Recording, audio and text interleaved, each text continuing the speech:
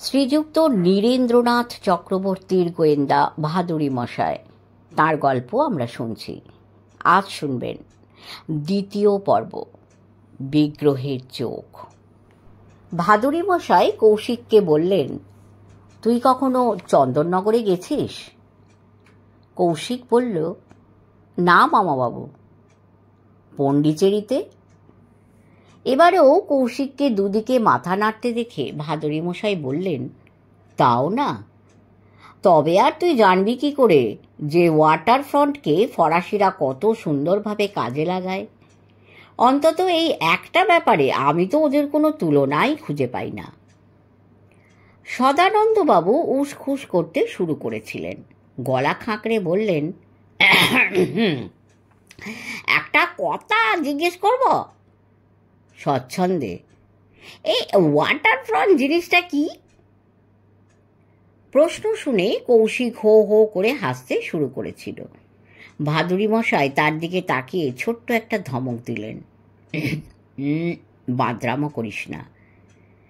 তারপর মুখ ফিরিয়ে সদানন্দবাবুকে বললেন, সমুদ্র, নদী কিংবা হ্রদের ধার, ওই মানে যেখানে যেটা পাওয়া যায় আর কি, তো সেটাকেই অতি সুন্দর করে ওরা সাজিয়ে তোলে।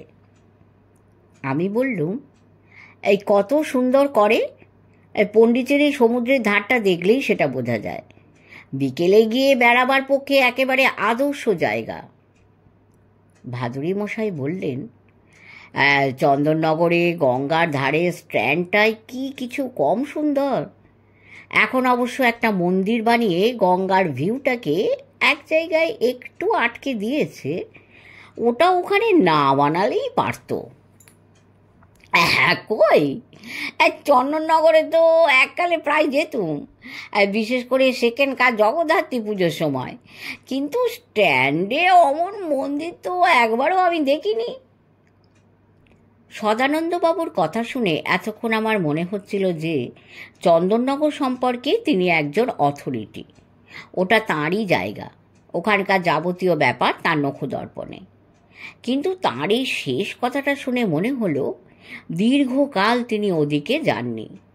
মনে হবার কারণ আর কিছুই নয়, বছর তিনেক আগে আমাকে একবার চন্দননগরে যেতে হয়েছিল। স্ট্র্যান্ডের মন্দিরটি তখন আমারও চোখে পড়েছে, অথচ সদানন্দবাবু ওটা দেখতেই পাননি।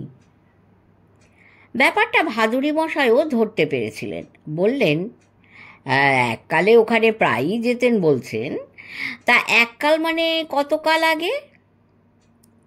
সদানন্দবাবু একটুক্ষণ চিন্তা করে বললেন, অত তো হলফ করে বলতে পারবো না মশাই, সন তারিখ সব ঠিকঠাক মনেও নেই, তবে লাস্ট কবে গেছিলুম সেটা বলতে পারি। সেটা কবে? সেই যে কলকাতায় জাপানি বোমা পড়ল সেইবার, হাতিবাগান বাজারে বোমা পড়েছিল না? ওরে বাবা! ভাদুরী মশাই হেসে বললেন, হ্যাঁ, সে তো আর্লি 40s ঘটনা। চন্দননগরে তখন পুরো দস্তুর ফরাসি শাসন চলছে। হ্যাঁ, সে কি আজকের ব্যাপার? তাতে কি হলো? কি আর হবে, স্ট্যান্ডের ওই মন্দির তখন হয়নি, তাহলে আর আপনি দেখবেন কি করে? আমি বললুম, এই চন্দননগর স্বাধীন হয়েছে বাদ বাকি ইন্ডিয়ার পরে। আমরা স্বাধীন হলুম 47-এ, আর এখানকার ফ্রেঞ্চ কলোনিগুলি স্বাধীন হলো 50-তে। স্বাধীন হলো মানে de facto transfer of power হয়ে গেল। ফ্রান্সে ন্যাশনাল অ্যাসেম্বলিতে সেটা পাশ হতে অবশ্যই আরও দুটো বছর লেগে গেছিল। যাই হোক, ওই মন্দির তারও অনেক পরের ঘটনা। গঙ্গার ভিউটা আটকে না দিয়ে ওটা অন্য কোথাও করলেই বোধহয় ভালো হতো। সদানন্দবাবু বললেন, এই ফরাসিরা থাকলে ওটা ওখানে হতে পারতো না বলছেন তো? ঠিক আছে, সেটা আমি মেনে নিচ্ছি, তবে কিনা গঙ্গার পাড়টা সুন্দর করে বাঁধিয়ে দিয়েছে বলেই যে সব ব্যাপারে তারা সাহেবদের চেয়ে ভালো ছিল তা কিন্তু ভাববেন না। অরুণ সান্যাল বললেন, সাহেবদের চেয়ে মানে? ফরাসিরা সাহেব নয়? হা হা হা, তা বলছি না, আসলে ওই মানে। বলে আর কথাটা শেষই করলেন না সদানন্দবাবু। কৌশিক বলল, হ্যাঁ বুঝেছি, বোস জেঠু আসলে বলতে চান যে ফরাসিরাও সাহেব বটে, তবে বোস জেঠু যেখানে চাকরি করতেন সেই জেকিন্স অ্যান্ড জেনিংস কোম্পানির বড় সাহেবের মতো কুলীন সাহেব নয়। হ্যাঁ বটেই তো। সদানন্দবাবু একটু মিয়ে গিয়েছিলেন, আবার তেড়ে উঠে বললেন, ব্যাটারা ব্যাং খায়। ভাদুড়ি মশাই বললেন, শুধু ব্যাং কেন, খরগোশও খায়। আহা হা, খরগোশের কথা হচ্ছে না, খাক না, যত খুশি খরগোশ খাক, কিন্তু তাই বলে ব্যাং, ও কি একটা খাবার মতো জিনিস হলো? নয় কেন? ভাদুড়ি মশাই বললেন, ফ্রান্সে থাকতে আমি প্রচুর ব্যাং খেয়েছি। খেতে যে খুব খারাপ তাও বলতে পারছি না। কি বলবো, ব্যাঙের ঠ্যাং অনেকটা মুরগির ঠ্যাংয়ের মতোই, তবে কি না আরও সফট। সদানন্দবাবু ফুঁসে উঠে বললেন, আপনি খেতে পারেন, তবে ইংরেজরা খাবে না, কব্বি নেই, খিদেই মরে গেলেও খাবে না। ভাদুড়ি মশাই হেসে বললেন, এই সেঞ্চুরির গোড়ার দিকেও খাস লন্ডনের গলিতে গলিতে কি বিক্রি হতো জানেন? কি বিক্রি হতো? আমাদের এখানে ফেরিওয়ালারা যেমন দুপুরের দিকে ঝাঁকা মাথায় গলিতে গলিতে হেঁকে বেড়ায় ভেটকি মাছের কাঁটা চাই, ওখানে তেমনি ফেরিওয়ালারা হেঁকে বেড়াতো ক্যাট মিট, হ্যাঁ বেড়ালের মাংস। শুনে চোখ গোল হয়ে গেল অরুণ সান্যালেরও। অবিশ্বাসের গলায় বললেন, সত্যি? 16 আনার উপরে আরও 2 আনা চড়িয়ে বলছি 18 আনা সত্যি। ভাদুড়ি মশাই বললেন, ব্রিগস সাহেবের নাম শুনেছ? কৌশিক বলল, তিনি আবার কে? এসা ব্রিগস, ইতিহাসের অধ্যাপক, অক্সফোর্ডে পড়াতেন। কথাটা তিনিই বলেছেন। রামচন্দ্র। সদানন্দবাবু নাক কুঁচকে বললেন, ইংরেজরা বিড়ালের মাংস খেত। ভাদুড়ি মশাই হেসে বললেন, আপনাদের কোম্পানির বড় সাহেব মিস্টার জেনিংসের মতো পয়সাওয়ালারা তারা কেন খেতে যাবে? না না, তারা খেত না, তবে গরিব ইংরেজরা খেত। আরে মশাই, না খেয়ে যাবে কোথায়? শীতের দেশ, শরীর গরম রাখার জন্য মাংস তো খেতেই হবে। তা গরু ভেড়ার মাংস খাবার মতো রেস্ট তো যখন নেই, তখন বেড়াল না খেয়ে উপায় কি? অরুণ সান্যাল বললেন, ওই যে কথা আছে না, মধ্যভাবে গুরং দদ্দাত, এ তো দেখছি তাই। হ্যাঁ ঠিকই তাই। ভাদুড়ি মশাই বললেন, কারে পড়লে মানুষ কি না খায়? সাপ, ব্যাঙ, ইঁদুর, বেড়াল সবই তার ভোজ্য। তবে হ্যাঁ, ফরাসিরা যে পয়সার অভাবে ব্যাঙ খায় তা কিন্তু নয়, ওদের মেনুতে ওটা একটা ডেলিকেসি। তার মানে বেশি পয়সা দিয়ে ওরা ওটা খায়? ভাদুড়ি মশাই বললেন, হ্যাঁ বেশ আয়েশ করেই খায়। কথাটা আর এগোলো না, কেননা কাজের মেয়েটি এসে জানিয়ে দিল যে আমাদের খেতে দেওয়া হয়েছে। সদানন্দবাবু সোফা ছেড়ে উঠতে উঠতে বললেন, যা সব আলোচনা হলো, তাতে আর খেতে বসতে বিশেষ উৎসাহ পাচ্ছি না মশাই। আজ 12ই এপ্রিল, সোমবার, বেলা এখন 12টা। কলকাতা থেকে ব্রেকফাস্ট খেয়ে রওনা হয়েছিল। আধ ঘন্টা আগে আমরা চন্দননগরে এসে পৌঁছেছি। আমরা মানে ভাদুড়ি মশাই, সদানন্দবাবু, কৌশিক আর আমি। পরশু সংক্রান্তি। কৌশিক মাত্র একটা দিনের জন্য এসেছে, কালই কলকাতায় ফিরে যাবে, সংক্রান্তি পর্যন্ত থাকবে না। আমরা উঠেছি পরমেশ চৌধুরীর বাড়িতে। ইনি ভাদুড়ি মশাইয়ের বন্ধু। কালই ভাদুড়ি মশাইয়ের কাছে এর কথা শুনেছিলাম। বন্ধু বলে পরিচয় দেওয়ায় ধরে নিয়েছিলাম যে ইনি আমাদের বয়সী হবেন, কিন্তু তিনি নন। এর বয়স 60-62 বেশি হবে না, দেখে অন্তত সেই রকমই মনে হয়। 60-62তেও অনেকের শরীর অবশ্য ভেঙে যায়, কিন্তু এর ভাঙেনি। দোহারা চেহারার শক্তপোক্ত মানুষ। থুতনির নিচে ফ্রেঞ্চ কাট দাড়ি, মাথায় চকচকে টাক, মুখে সবসময় একটু হাসি লেগে আছে। স্ট্র্যান্ডের ধারে এখানকার ট্রেজারি বিল্ডিংয়ের গা ঘেঁষে যে রাস্তাটি শহরের কেন্দ্রের দিকে চলে গেছে, সেটা ধরে সামান্য কিছুক্ষণ হাঁটলেই পরমেশবাবুর বাড়িতে পৌঁছে যাওয়া যায়। ফ্রেঞ্চ কলোনিয়াল আর্কিটেকচারের উঁচু ভিতের ও উঁচু ছাদের একতলা বাড়ি। সামনের বারান্দাটি বেশ বড়সড়। ছাদ থেকে কাঠের জাফরি ফুট কয়েক নেমে এসে বারান্দার উপরের অংশটিকে 3 দিকে ঘিরে রেখেছে। ঢালাও বাড়ি। সংলগ্ন জমির আয়তনও নেহাত কম হবে না। তাতে ছোট বড় কিছু গাছপালা, তার মধ্যে ছোট ছোট নীল রঙের ফুল দেখে বৃহৎ একটি জাকারান্ডা গাছকে খুব সহজেই চিনে না গেল। শুনলুম বাড়ির ছাদ থেকে গঙ্গা দেখা যায়। এও জানা গেল যে একজন ভৃত্য ও একটি পাচককে নিয়ে পরমেশ সেখানে একাই থাকেন। ভদ্রলোকের ছোটখাটো একটা ব্যবসা ছিল, বছর কয়েক আগে সেটা বিক্রি করে দিয়েছেন। টাকা পয়সার অভাব যে নেই সেটা ভাদুরী মশাইয়ের কাছেই শুনেছি। ব্যাংকে জমানো টাকার থেকে যে সুদ মেলে তারও একটা সামান্য অংশই খরচা করার দরকার হয়। পরমেশবাবু নিঃসন্তান নন, 2টি ছেলে। বড়টি প্রবাসী, মার্কিন মুলুকে থাকে। ছোটটি থাকে দিল্লিতে। সেখানে সে একটি মাল্টিন্যাশনাল কোম্পানির রিজিওনাল ম্যানেজার।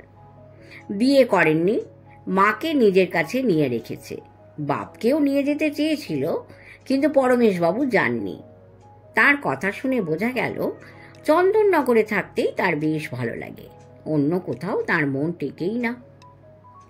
এর মধ্যে এমন 2টি ঘটনা ঘটেছে যার এখানে উল্লেখ করা দরকার।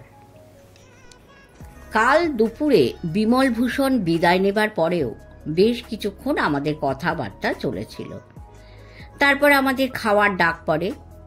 খাওয়ার পর্ব শেষ হবার পরে ভাদুরী মশাইয়ের খেয়াল হয় যে তাঁর সিগারেট ফুরিয়ে গেছে। কৌশিককে তিনি মোড়ের দোকান থেকে সিগারেট আনতে পাঠান। মিনিট 20-25 বাদে কৌশিক ফিরে এসে বলে যে বিমলভূষণকে সে ওই মোড়ের কাছেই দাঁড়িয়ে থাকতে দেখেছে। রাস্তায় দাঁড়িয়ে এক ভদ্রলোকের সঙ্গে তিনি কথা বলছিলেন। ভদ্রলোক বিদেশি। কাছেই দাঁড়িয়েছিল একটা পুরনো সিট্রোয়েন গাড়ি। কথা শেষ করে বিদেশি ভদ্রলোকটি সেই গাড়িতে উঠে পড়েন। বিদেশি মানুষটি ঠিক কোন দেশের মানুষ তা বুঝতে পেরেছ কি?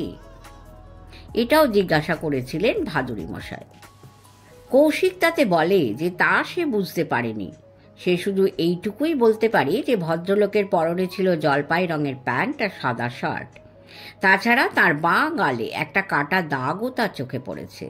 হাইট মাঝারি, চুলের রং নুন মেশানো গোলমরিচের মতো, চোখের তারা নীল। এছাড়া আর কিছুই তার চোখে পড়েনি। এটি তো প্রথম ঘটনা। দ্বিতীয় ঘটনাটি আজ ঘটেছে। শ্রীরামপুরের রাস্তায় একটু জ্যাম ছিল। সেটা ছাড়িয়ে চা খাওয়ার জন্য আমরা রাস্তার ধারের একটা ধাবার সামনে গাড়ি থামাই। ভাদুরী মশাই কৌশিককে বলেন, আমরা আর গাড়ি থেকে নামবো না, তুই ভিতরে গিয়ে 4 কাপ চায়ের অর্ডার দে, চা যেন গাড়িতেই দিয়ে যায়। কৌশিক কিন্তু ধাবার ভিতর ঢোকে না। খানিকটা এগিয়ে গিয়েও আচমকা ফিরে এসে গলার স্বর নামিয়ে বলে, সেই লোক। প্রায় সঙ্গে সঙ্গেই ধাবা থেকে যে লোকটি বেরিয়ে আসে তার বাঁ গালের কাটা দাগটা দেখেই আমি বুঝতে পারি যে সেই লোক বলতে কৌশিক কার কথা বোঝাচ্ছিল। বাঁ কানের গোড়া থেকে দাগটা তার ঠোঁটের বাঁ কোণ পর্যন্ত নেমে এসেছে। মিলে যাচ্ছে আরও কিছু বর্ণনাও। তবে এর প্যান্টটা আজ হালকা ধূসর রঙের, শার্টটা লাল এবং চেক কাটা। পোশাকের রং যে মিলছে না সেটা বিচিত্র নয়। মানুষ নিশ্চয়ই রোজ রোজ একই শার্ট প্যান্ট পরে না। তা নাই পড়ুক, একেবারে হঠাৎই আমার মনে হতে লাগলো যে আর একটা ব্যাপারেও যেন একটা বড় রকমের অমিল থেকে যাচ্ছে, কিন্তু সেটা যে কোন ব্যাপারে তখনই সেটা বুঝে উঠতে পারলুম না। ভাদুরী মশাই স্টিয়ারিং হুইলে হাত রেখে বসেছিলেন। লোকটি এগিয়ে এসে সামনে ঈষৎ ঝুঁকে পড়ে ভাঙা ভাঙা ইংরেজিতে তাকে জিজ্ঞেস করল, চন্দননগরে যেতে হলে কি এখান থেকে ডাইনে গাড়ি ঘোরাবো?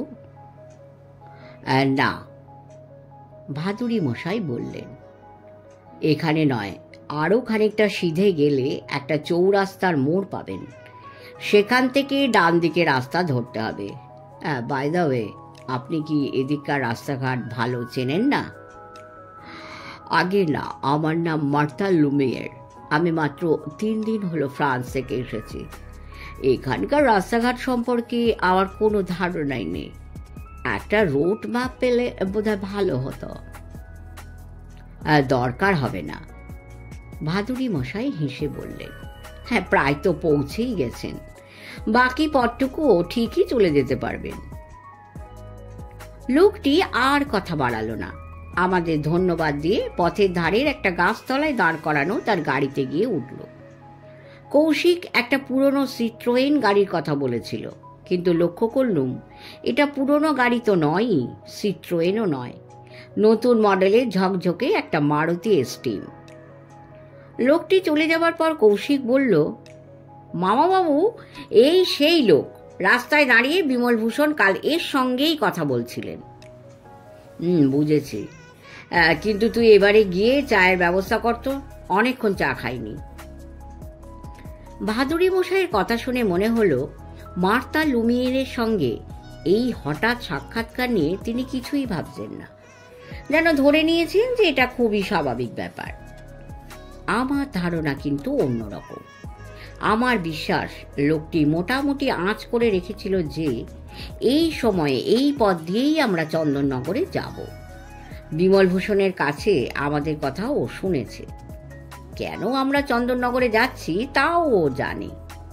এখানকার রাস্তাঘাট ওর মোটেই অচেনা নয়, মোটেই ও ফ্রান্স থেকে সদ্য এদেশে আসেনি। যার কান থেকে ঠোঁট পর্যন্ত অমন একটা কাটা দাগ থাকে, হ্যাঁ, সে মোটেই সুবিধের লোক হতে পারে না। পথের হদিশ জিজ্ঞেস করাটা ওর একটা ছল মাত্র। ওইভাবে ও আমাদের একটু বাজিয়ে দেখে নিল। লোকটিকে দেখা মাত্র আমার মনে একটা অস্বস্তি জেগেছিল, সেটা এখনো যায়নি। খালি খালি মনে হচ্ছে এর সঙ্গে আমাদের আবার দেখা হবে, এবং সেই দেখাটা খুব প্রীতিকর হবে না। কথা বলতে বলতে একটু পিছিয়ে গিয়েছি, এখন আবার এগিয়ে আসা যাক। মার্তা লুমিয়েরকে যেমন আমার একটুও ভালো লাগেনি, মনে হয়েছে যে ও খুবই বিপজ্জনক মানুষ, তেমনি আবার পরমেশ চৌধুরীকে আমার প্রথম থেকেই বেশ ভালো লেগে গিয়েছে। কথা শোনারও দরকার হয় না, দেখলেই বোঝা যায় ইনি স্বচ্ছ মনের মানুষ। এর মধ্যে কোনো প্যাঁচঘোচের ব্যাপারই নেই। ভাদুড়ি মশাইয়ের কাছে আগেই শুনেছিল পরমেশ চৌধুরীর সঙ্গে তার সম্পর্ক নেহাত 1-8 বছরের নয়, অনেক দিনে। এখন এদের কথাবার্তা শুনে বোঝা গেল সম্পর্কটা বেশ গভীরও বটে।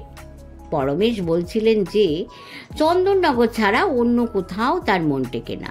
শুনে ভাদুড়ি মশাই বললেন, কিন্তু এখানে তো তুমি একলা থাকো, অসুখ বিসুখ হলে দেখবে কে? হ্যাঁ, সে তো তোমার সম্পর্কেও বলা যায় চারুদা। পরমেশ হেসে বললেন, হ্যাঁ, বৌদি কবেই স্বর্গে গেছেন। একটি মাত্র মেয়ে, সেও বিদেশে থাকে। এখন বলো, অসুখ বিসুখ তো তোমারও হতে পারে, তখন তোমাকেই বা কে দেখবে? হ্যাঁ, কেন, মালতী দেখবে। কিন্তু মালতী তো কলকাতায় থাকে, আর তুমি থাকো বাঙ্গালোরে। হঠাৎ যদি তোমার কঠিন একটা অসুখ হয়, নাকি সেটা হতেই পারে না। ভাদুড়ি মশাই হো হো করে হেসে উঠলেন, তারপর হাসি থামিয়ে বললেন, কথাটা নেহাত মন্দ বলনি হে। সত্যি এক এক সময় মনে হয় যে যমরাজের সঙ্গে একটা চুক্তি করেছি। জগিং করতে করতে হঠাৎ একদিন পটাং করে মরে যাব, তার আগে কোনো অসুখ বিসুখ আমাকে ছুঁতেও পারবে না। শুনে সদানন্দবাবু একেবারে হাঁ হাঁ করে উঠলেন, অমন কথা বলবেন না, অমন কথা বলবেন না, ওসব নিয়ে ঠাট্টা তামাশা করতে নেই। আর অসুখ তো হতেই পারে। হ্যাঁ, তা যদি হয় তো কৌশিক রয়েছে কি করতে? অসুখ হলে যাতে এই বুড়ো বয়সে একটু সেবা যত্ন পায়, তারই জন্যে তো কৌশিককে বাঙ্গালোরে আমার কাছে নিয়ে রেখেছি। কৌশিক বলল, এই বাজে বকো না তো। জ্বর হলে যে মাথায় জলপট্টি দেওয়ার কাজটাও আমার দ্বারা হবে না, সে তুমি খুব ভালোই জানো। ভাদুড়ি মশাই পরমেশের দিকে তাকিয়ে বললেন, ওর কথায় কান দিও না পরমেশ। সত্যিই যদি আমার কিছু হয় তো কৌশিক তার মামা বাবুর জন্য জান লড়িয়ে দেবে, কিন্তু তুমি, তোমাকে কে দেখবে? তোমার তো একটা ভাগ্নে পর্যন্ত এখানে নেই। তাহলে? পরমেশ হেসে বললেন, তাহলে আমাকে কি করতে বলো? দিল্লি চলে যাও, সেখানে তোমার বাদবাকি জীবনটা ছোট ছেলের কাছে থাকো। দিল্লি গিয়ে আমি করবোটা কি? কেন? এই বয়সে যা করা উচিত তাই করবে। সকালে ঘণ্টাখানেক হাঁটবে, খবরের কাগজ পড়বে, দুপুরে খাওয়ার পরে ঘণ্টা দুয়েক দিবানিদ্রা দেবে, তারপরে বিকেলে চা খেয়ে চিত্তরঞ্জন পার্কের কালীবাড়িতে গিয়ে বসে থাকবে। কালীবাড়িটা দেখেছ? না। চমৎকার জায়গা। টিলার উপরে পাশাপাশি 3টি মন্দির, কালী, শিব আর রাধা মাধবের। সামনে সবুজ ঘাসের লন, অতি সুন্দর পরিবেশ। চলে যাও হে পরমেশ, চলে যাও। আর এই বাড়ি? পরমেশ প্রায় আঁতকে উঠে বললেন, এই বাড়ির কি হবে? বিক্রি করে দেবে।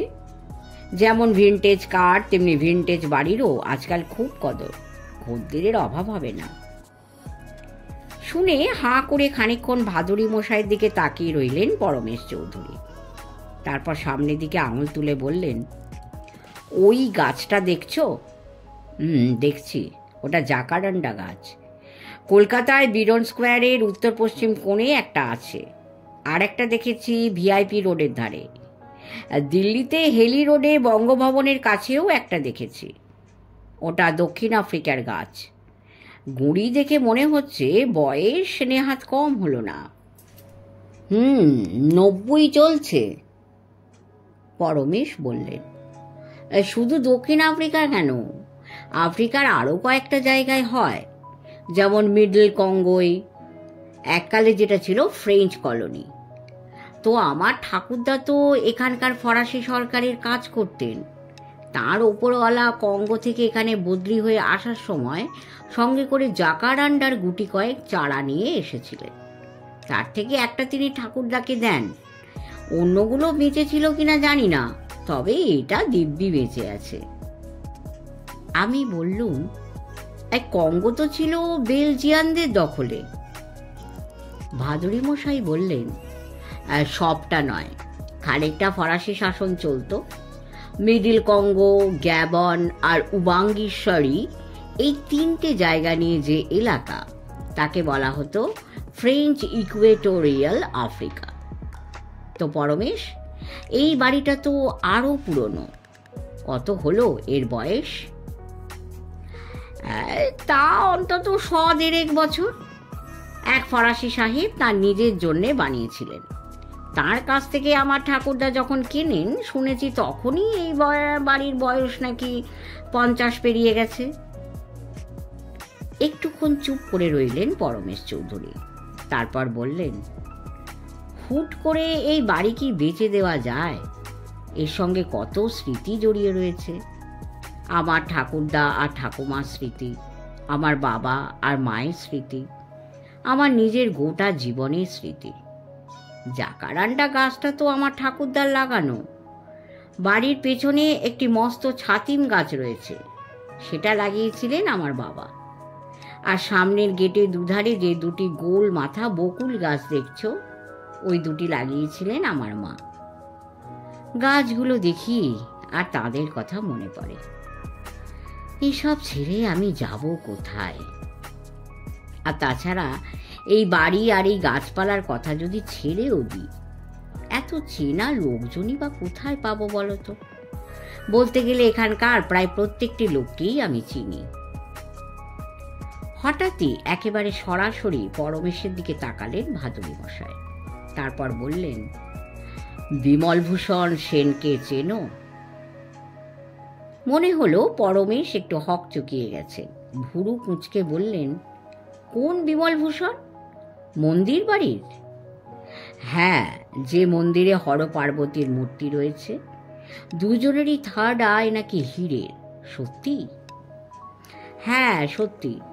শুনেছি বিমলভূষণের গ্রেট গ্র্যান্ডফাদার ওই হিরে জোড়া নাকি এক গুজরাটি ব্যবসায়ীর কাছ থেকে কিনেছিলেন। কিন্তু হরসুন্দরবাবু সে কথা বিশ্বাস করেন না। কে হরসুন্দরবাবু? হরসুন্দর মুখুটি, বয়স 92, বলতে গেলে এই চন্দননগরের গেজেট। পরমেশ বললেন, তার কাছে পাবে না এমন খবর নেই। ভাদুরী মশাই চোখ দেখলুম সরু হয়ে এসেছে। বললেন, ভদ্রলোকের সঙ্গে একবার দেখা করা যায়? হ্যাঁ, বিলক্ষণ, তবে তিনি এখানে থাকেন না। তাহলে কোথায় থাকেন? এই খুব দূরে নয়। পরমেশ চৌধুরী হাত তুলে আশ্বাস দিয়ে বললেন, এই খুবই কাছে। গড় পেরিয়ে ভদ্রেশ্বরে ঢুকে খানিক এগিয়ে ডাইনে একটা গলি, গলি ধরে এই ধরো মিনিট 2-3 হাঁটতে হবে, ব্যাস। সদানন্দবাবু বললেন, এই হাঁটতে হবে কেন? পরমেশ বললেন, সরু গলি তো, গাড়ি ঢুকবে না।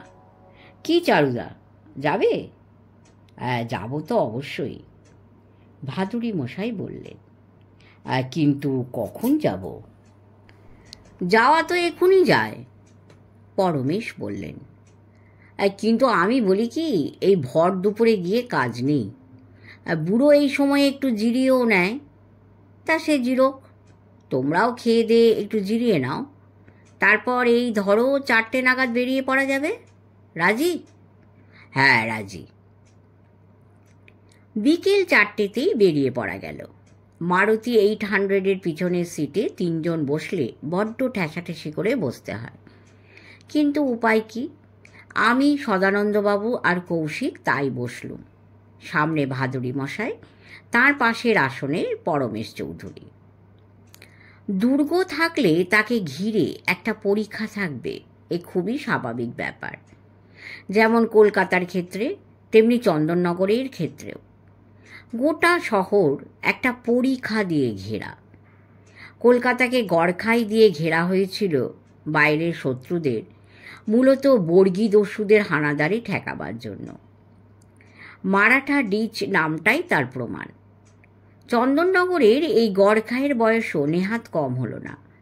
পরে নানা সময়ে এর সংস্কার হয়ে থাকতে পারে, তবে এটি প্রথম কাটা হয়েছিল নাকি 1676 সালে। যাই হোক, গড়খাই পেরিয়ে খানিকটা গিয়ে বড় রাস্তার ধারে গাড়ি পার্ক করা হলো। পরমেশ বললেন, এবারে আমরা ডান দিকের গলিতে ঢুকবো। তার আগে একটা কথা বলি। ভাদুরী মশাই বললেন, তুমি কিছু বলার আগে বরং আমি একটা কথা জিজ্ঞেস করব। বেশ তো, করো। ভদ্রলোকের বয়স তো শুনলুম 92, বাড়িয়ে বলনি তো? আরে না, 2 বছর আগে ও 90 বছর পূর্তি উপলক্ষে আমরা স্ট্যান্ড ওয়ার্কার্স অ্যাসোসিয়েশন থেকে ওকে একটা সংবর্ধনা দিয়েছিলাম। আগে 2 বেলা স্ট্যান্ডে গিয়ে হাঁটতেন, এখন শুধু সকালে হাঁটেন। তা হাঁটুন, কিন্তু অন্য সব ফ্যাকাল্টি ঠিক আছে তো? তার মানে? তার মানে চোখে ঠিকমতো দেখতে পান কিনা, কানে ঠিকমতো শুনতে পান কিনা, মেমারি ঠিকমতো কাজ করছে কিনা, এই আর কি। সদানন্দবাবু মুরব্বির চালে বললেন, এই বয়সে অনেকেরই তো এইসব গুবলেট হয়ে যায়। তা তবে হ্যাঁ, আমার মনে হয় এনার বেলা তা হয়নি, সবই ঠিক আছে। পরমেশবাবুর সঙ্গে কথা বলছিলেন ভাদুরী মশাই। তার দিক থেকে মুখ ফিরিয়ে সদানন্দবাবুর দিকে তাকিয়ে ভুরু কুঁচকে বললেন, আপনি কি করে জানলেন? চেনেন নাকি? কোঁচকানো ভুরু দেখেই সদানন্দবাবু সম্ভবত একটু অস্বস্তি বোধ করতে শুরু করেছিলেন। আমতা আমতা করে বললেন, না, মানে ঠিক যে চিনি তা নয়, এই তবে কিনা ওই মানে কি? মানে ভাবছিলাম যে মর্নিং ওয়াক করেন তো, তাই নিশ্চয়ই কলকবজাগুলো ঠিকই আছে, বিগড়ে যায়নি। বাস, আপনি তা থেকেই বুঝে গেলেন যে লোকটার ফ্যাকাল্টিগুলোও সব ঠিক আছে। ভাদুরী মশাই আরও 2-একটা কথা বলতেন হয়তো, কিন্তু পরমেশবাবু তাকে বাধা দিয়ে বললেন, না চারুদা, উনি ঠিকই বলেছেন। হরসুন্দরবাবু কানেও ঠিকই শুনতে পান, চোখেও ঠিকই দেখতে পান। আর হ্যাঁ, মেমারির কথা বলছিলে তো, he has a photographic Memari. Jagaddhatri পুজোর বিসর্জনের দিন কবে কোন ঠাকুরের হাইট নিয়ে গণ্ডগোল বেঁধেছিল, সেটা কোন ক্লাবের ঠাকুর, শেষ পর্যন্ত গণ্ডগোল কিভাবে মেটানো হয়, সব একেবারে গড় গড় করে বলে দেবেন। কিচ্ছু বলেননি। রিমার্কেবল স্মৃতি। তবে সেটা মর্নিং ওয়াকের জন্য হয়েছে কিনা তা বলতে পারবো না। বাহ, তবে তো ভালোই হলো। তাহলে আর দেরি করা কেন, চলো এগোনো যাক। শ্যাঁতা পড়া ইঁদো গলি, বাড়িগুলি বেশিরভাগই একতলা। বাইরের দেওয়ালের পলেস্তারা খসে পড়েছে, ইঁটগুলো দাঁত বার করে আছে। এইসব বাড়ির কোনোটারই বয়স নেহাত কম হবে না। খানিকটা এগোনোর পরই তারই একটা সামনে দাঁড়িয়ে পরমেশ বললেন, এই বাড়ি। হুটোপাটির শব্দ শুনে মনে হচ্ছে হরসুন্দর কাকা আবার কাউকে নিয়ে পড়েছেন। কাকে নিয়ে পড়েছেন ভেজানো সদর দরজা ঠেলে ভিতরের উঠোনে ঢুকেই সেটা বোঝা গেল। মাথায় ঝাঁকড়া চুলওয়ালা, বছর 6-7 উদম একটা রোগা ডিংডিঙে ছেলে উঠোনের মাঝখানকার তুলসী মঞ্চ ঘিরে দুহাতে নিজে লজ্জা স্থান ঢেকে পরিত্রাহী চেঁচাতে চেঁচাতে দৌড়চ্ছে, আর হাতে একটা কাঁচি নিয়ে তার পেছন পেছন দৌড়চ্ছেন এক বৃদ্ধ। কাণ্ড দেখে আমরা যে একটু হকচকে গিয়েছিলাম সেটা স্বীকার করাই ভালো। পরমেশ চৌধুরীর কথা আলাদা, তিনি সম্ভবত এই ধরনের দৃশ্য মাঝে মধ্যেই দেখে থাকেন, কিন্তু আমরা কেউই এর জন্য ঠিক প্রস্তুত ছিলাম না। উলঙ্গ অবস্থায় বাইরে লোকজনদের সামনে পড়ে গিয়ে বাচ্চা ছেলেটিও নিশ্চয়ই এক মুহূর্তের জন্য ভ্যাবাচাকা খেয়ে গিয়েছিল। সেটা কাটিয়ে ওঠার আগেই বুড়ো মানুষটি খপ করে তার একটা হাত ধরে হাঁক পারলেন, রঘু। হাঁক শুনে যাই দাদু বলে যে ছোকরা মতন ছেলেটি ভিতর বাড়ি থেকে বাইরে বেরিয়ে এলো, তার বয়স বছর 19-20 বেশি হবে না। বেরিয়েই আমাদের দেখে সে অবাক। তারপর পরমেশবাবুর ওপর চোখ পড়তে ঘুরে দাঁড়িয়ে বলল, ও দাদু, পরমেশ জ্যাঠামশাই এসেছেন। বৃদ্ধ যে তাই শুনে বাচ্চা ছেলেটিকে ছেড়ে দিলেন তা নয়, যেভাবে তার হাতটাকে ধরে রেখেছিলেন সেইভাবেই ধরে রেখে আমাদের দিকে চোখ না ফিরিয়েই বললেন, ও হ্যাঁ পরমেশ, হ্যাঁ দেখতেই পাচ্ছ আমি বাঁদরটাকে নিয়ে ব্যস্ত আছি। তুমি বরং বাইরের ঘরে বসে একটু অপেক্ষা করো, আমি আমার হাতের কাজটা সেরে নিই, তারপর তোমার সঙ্গে কথা বলবো। এখন রঘু, যার নাম সম্ভবত রঘুনাথ কি রঘুবীর, আমাদের যে ঘরটিতে নিয়ে গিয়ে বসালো তার একদিকে সুজনি ঢাকা একটি তক্তপোষ, অন্যদিকে খান দুয়েক টিনের চেয়ার। আমাদের বসিয়ে মাথার উপরের ফ্যান চালিয়ে দিয়ে রঘু বলল, আপনারা একটু বসুন, দাদু এখনই এসে পড়বেন। পরমেশ বললেন, এই ওটি কার ছেলে, মনুর? হ্যাঁ, না না। রঘু হেসে বলল, দাদার নয়, আসলে বাড়িরই নয়, ওটি আমাদের পাশের বাড়ির দত্তবাড়ির হারুদাকে চেনেন তো, ওই যে হেভি অ্যাক্টিং করে, তার ছোট ছেলে। রঘু বিদায় নিল, যাবার আগে বলে গেল, আপনারা বসুন, আমি চা পাঠিয়ে দিচ্ছি। চা আসার আগেই হরসুন্দর মুখুটি ঘরে এসে ঢুকলেন। বললেন, হ্যাঁ, পুরো 1 সপ্তাহ ধরে তককে তককে ছিলুম, কিছুতেই ধরতে পারছিলুম না। বাঁদরটা আমাকে দেখতে পেলে ছিটকে পালাতো, কিন্তু আমসত্ত্বের লোভ আছে না, মনুর বইয়ের কাছে আমসত্ত্ব চাইতে রোজ এই বাড়িতে আসে তো, বাস আজ আসতেই ক্যাঁক করে চেপে ধরেছি। পরমেশ বললেন, চুল কেটে দিয়েছেন তো? তার বলতে, একেবারে চাঁদি ঘেঁষে ছেঁটে দিয়েছি, বুঝলে পরমেশ। কথাটা শেষ করলেন না, একেবারে হঠাৎই আমাদের দিকে চোখ পড়ল হরসুন্দর মুখটি। বললেন, এরা কারা? কলকাতার লোক, আমার বন্ধু, আপনার সঙ্গে দেখা করতে এসেছেন। আমার সঙ্গে? কেন? সেনেদের হরপার্বতীর হীরে চোখ নিয়ে কথা বলতে চান। বছরও 15-16 একটি শ্যামলা রোগা মেয়ে মস্ত একটা কাঁসার থালার উপরে 6 কাপ চা আর একটা প্লেটে কিছু বিস্কুট সাজিয়ে নিয়ে ঘরে ঢুকে তক্তপোষেরই একদিকে থালাটা রেখে নিঃশব্দে আবার ঘর থেকে বেরিয়ে গেল। হরসুন্দর বললেন, আগে চা খান, পরে সব কথা হবে। আমি আর সদানন্দবাবু সাধারণত দুধ চিনি মেশানো চা খাই না। এক্ষেত্রে মুখ বুজে খেয়ে নিলুম। দুধটা সম্ভবত ঠান্ডা ছিল, ফলে চাটাও একটু ঠান্ডা মেরে গেছে। খেতে তাই বিশেষ সময়ও লাগলো না। চটপট চা খেয়ে যে যার পেয়ালা থালায় নামিয়ে রাখল। হরসুন্দর মুকুটি কিন্তু সেই ঠান্ডা চায় বেশ সময় নিয়ে তাড়িয়ে তাড়িয়ে খেলেন। তারপর তিনিও তার পেয়ালাটিকে থালায় নামিয়ে রেখে বললেন, হ্যাঁ, আপনারা ঠিক কি জানতে চান বলুন দেখি। ভাদুড়ি মশাই বললেন, দামের কথাটা জানতে চাই। শুনে ভারী অবাক হয়ে গেছেন। এইভাবে হরসুন্দর খানিকক্ষণ তাকিয়ে রইলেন ভাদুড়ি মশাইয়ের দিকে। তারপর বললেন, এই কিসের দাম?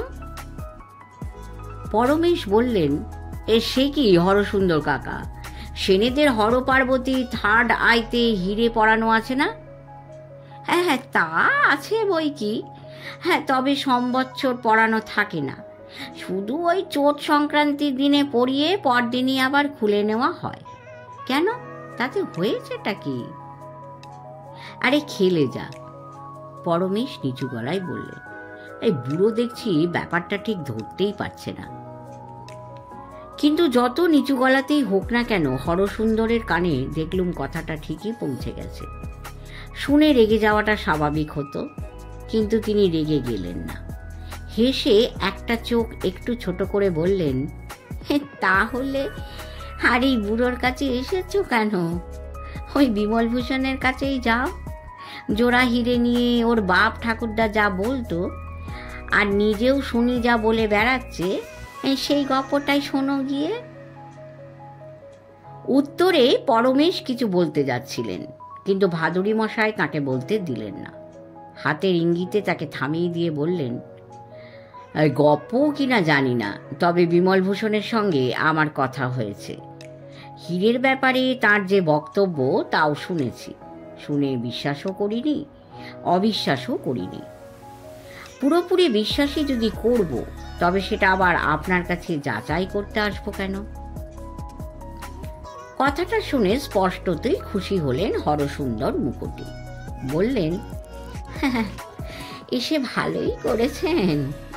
এ ব্যাপারে আমি যা জানি তা আপনাকে বলবো বই কি, নিশ্চয়ই বলবো। কিন্তু তার আগে শুনতে চাই যে বিমল কি বলেছে। বলেনি যে এক গুজরাটি ব্যবসায়ীর কাছ থেকে ওর ঠাকুরদার বাপ ওটা কিনেছিল? হ্যাঁ, তাই বলেছিলেন বটে। একেবারে বাজে কথা।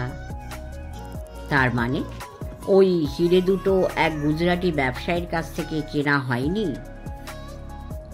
হরসুন্দরের মুখে দেখলুম হাসির রেখা আরো স্পষ্ট হয়ে উঠেছে। গালের চামড়া অল্প অল্প কাঁপতে শুরু করেছে। মিনিট খানেক একেবারে নিঃশব্দে হেসে নিলেন। তারপর বললেন, একটা সত্যি কথাকে চেপে রাখার জন্যে কত মিছে কথাই না লোকে বলতে পারে, কোনো মানে হয়? তা সত্যি কথাটা কি? সত্যি কথাটা এই যে কোনো গুজরাটি ব্যবসায়ীর কাছ থেকে ওই হিরে কেনা হয়নি। তাহলে কার কাছ থেকে কেনা হয়েছে? আবার এক প্রস্ত হেসে নিলেন হরসুন্দর, এবারও সেই আগের মতোই নিঃশব্দে। তারপর বললেন, হ্যাঁ, কিনতে হবে কেন? ওই হিরে দুটো আদৌ কেনাই হয়নি। সদানন্দবাবু অনেকক্ষণ কোনো কথা বলেননি, কিন্তু এরপরে আবার তাকে ঠেকিয়ে রাখা গেল না। সামনের দিকে মাথাটা একটু ঝুঁকিয়ে ফিসফিস করে বললেন, এই চোরাই মাল মশাই।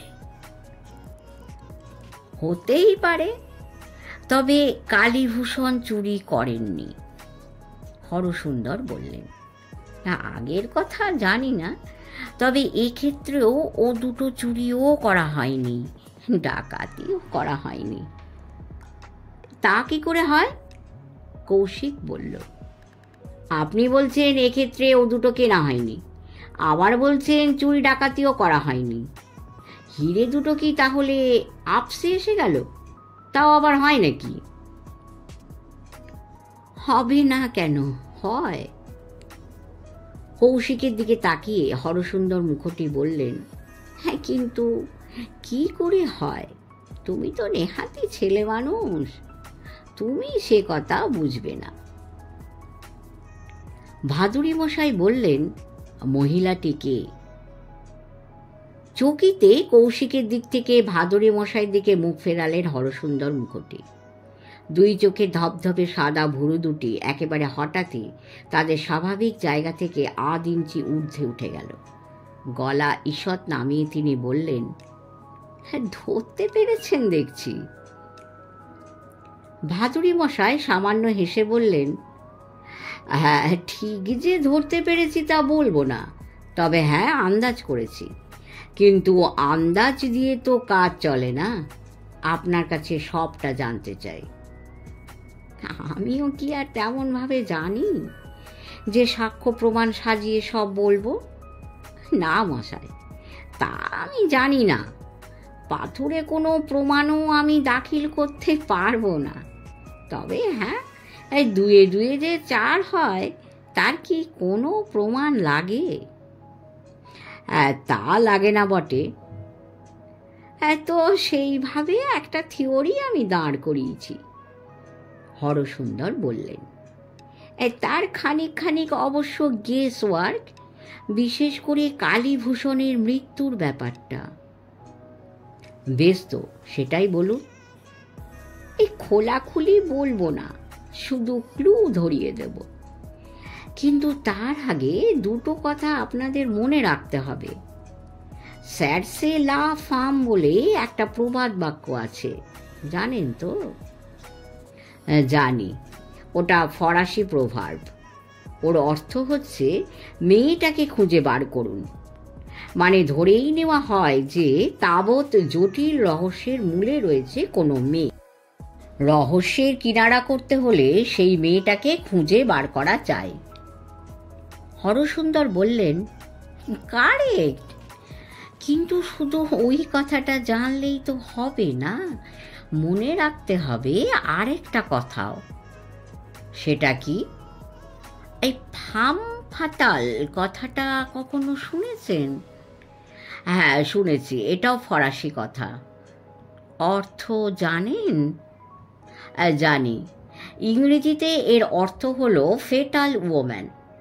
সংস্কৃতে ওই যে ২০ কন্যা বলে একটা কথা আছে, এ হলো তাই। বাংলায় আমরা বলতে পারি সর্বনাশা মেয়ে, যার ঘাড়ে চাপে তার সর্বনাশ করে ছাড়ে। কিন্তু ব্যাপারটা কি মুকুটি মশাই? আপনি কি আমার ফরাসি বিদ্যের পরীক্ষা নিচ্ছেন নাকি? হরসুন্দর মুকুটি এতক্ষণ নিঃশব্দে হাসছিলেন, এবারে শব্দ করে হাসলেন। তারপর হাসি থামিয়ে বললেন, আরে না না না, একালে যে এখানে ফরাসি বিদ্যের বেশ ভালো রকম চর্চা এক সময় হতো, একালে আর হয় না। যেমন পণ্ডিচেরিতে তেমনই এখানে, মানে ভদ্রেশ্বরে নয়, চন্দননগরে। সেটা জানেন তো? তা কেন জানবো না? ফরাসি কলোনি, সেখানে ফরাসি ল্যাঙ্গুয়েজ আর লিটারেচারের চর্চা হবে, সেটাই তো স্বাভাবিক। ঠিক কথা। তার মানে এই নয় যে যারাই চন্দননগরের বাসিন্দা তারাই ফরাসিতে একজন মস্ত পণ্ডিত হয়ে উঠেছিল। আবার ফরাসি কলোনির বাইরের লোক হলেই যে সে ফরাসি ভাষাটা জানবে না, তাও কিন্তু নয়। আলোচনা যে কোন দিকে যাচ্ছে আমরা কেউই তা ঠিকমতো বুঝে উঠতে পারছিলাম না। তবে হরসুন্দরের প্রতিটি কথাতেই আমরা মাথা নেড়ে সায় দিয়ে যাচ্ছিলাম। সদানন্দবাবু অবশ্য শুধু মাথা নেড়েই ক্ষান্ত থাকার পাত্র নন। মাথা নাড়ার সঙ্গে সঙ্গে তিনি মাঝে মাঝেই বলছিলেন, তা তো বটেই, তা তো বটেই। হরসুন্দর হয়তো সেই কারণেই ধরে নিয়ে থাকবেন যে আমাদের মধ্যে সদানন্দবাবুই তার কথাবার্তার সবচেয়ে বড় বোদ্ধা। সরাসরি এবারে সদানন্দবাবুর দিকে তাকিয়ে তিনি বললেন, এই আমার কথাই ধরুন, আমি ভদ্রেশ্বরের লোক, কিন্তু ফরাসিটা আমি যে শুধু বুঝতে পারি, পড়তে পারি আর বলতে পারি তা নয়। ওতে আমি যেমন আমার অটোবায়োগ্রাফি আর একখানা নাটক, তেমনি 3-3খানা উপন্যাসও লিখে ফেলেছি। ভাদুড়ি মশাই বললেন, ছেপে বেরিয়েছে? এখনো বেরোয়নি। আশে কোম্পানির নাম শুনেছেন? ইংরেজরা ওই যাকে হ্যাচেট বলে আর কি, শুনেছেন? তা কেন শুনবো না, ডাকসাইটে ফ্রেঞ্চ পাবলিশার। ঠিকই বলেছেন। তো তাদের কাছে ম্যানুস্ক্রিপ্ট পাঠিয়ে দিয়েছি, তারা পড়ে দেখেছে, ছাপবে নিশ্চয়ই। ভদ্রলোক আরো কিছু বলতেন হয়তো, কিন্তু যে মেয়েটি চা দিয়ে গিয়েছিল সে এই সময় ফের ঘরে ঢুকে বলল, দাদু, তোমার বেড়াতে যাবার সময় হয়েছে, লাঠিটা এনে দেব? আজ একটু পরে বেরোবো, কাপগুলো নিয়ে যা। শূন্য পেয়ালাগুলিকে থালায় তুলে নিয়ে মেয়েটি নিঃশব্দে ঘর থেকে বেরিয়ে গেল। ভদ্রলোকের বেড়াতে যাবার সময় হয়েছে শুনে আমরা উঠে পড়তে যাচ্ছিল, কিন্তু হরসুন্দরী আমাদের বাধা দিয়ে বললেন, আরে বসুন বসুন, আসল কথাটাই তো এখনো বলিনি। ও হ্যাঁ, কি বলছিলাম যেন? সদানন্দবাবু বললেন, এই আপনার বই ছাপাবার কথা। না না, ওটা নয়, তার আগে কি বলছিলাম? পরমেশ বললেন, বলছিলেন যে আমরা চন্দননগরের লোকেরাও সবাই ফরাসি জানি না, আবার আপনি ভদ্রেশ্বরের লোক হয়েও। কথাটা শেষ করতে দিলেন না হরসুন্দর। বললেন, হ্যাঁ ঠিক ঠিক, আমি যা ফরাসি জানি তোমাদের অনেকেই তার শিকিও জানো না। কি বিশ্বাস হচ্ছে না? বেশ, তাহলে ওই সেনেদের কথাই ধরো। বলেই হঠাৎ ভাদুড়ি মশাইয়ের দিকে তাকালেন হরসুন্দর মুখটি। বললেন, ও মশাই, ওই সেনেদের বাড়ি নিয়েই তো কথা হচ্ছিল, তাই না? হ্যাঁ, টু বি প্রিসাইজ, ওদের হরপার্বতী চোখের হিরে নিয়ে। ঠিক হিরে নিয়েও নয়, হিরে দুটো কি করে ওদের হাতে এলো তাই নিয়ে। কিন্তু আমি বা সে কথা জানলুম কি করে? আরে মশাই, আমিও জানতে পারতাম না। কালীভূষণের ধারাটা যদি ও বাড়িতে বজায় থাকতো। কি এর থেকে কিছু বুঝলেন? কিছুই বুঝলাম না। অন্যদের দিকে তাকিয়ে মনে হলো তারাও কিছুই বোঝেননি।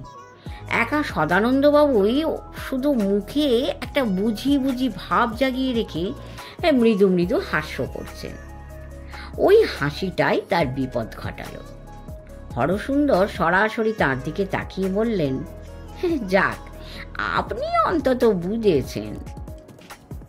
হাসিটা একেবারে সঙ্গে সঙ্গেই সদানন্দবাবুর মুখ থেকে মুছে গেল। কাতর গলায় তিনি বললেন, আগে না। ভাদুড়ি মশাই বললেন, দেখুন হরসুন্দরবাবু, এর মধ্যে যে একজন মহিলা জড়িয়ে আছেন সেটা আমি আগেই আন্দাজ করেছিলাম।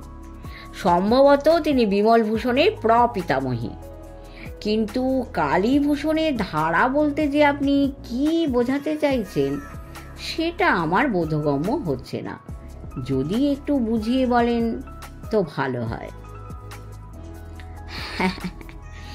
বলছি, হিরে দুটো কোত্থেকে কিভাবে এলো তা তো আমাকে বলতেই হবে, তার প্রমাণও আমার কাছে রয়েছে।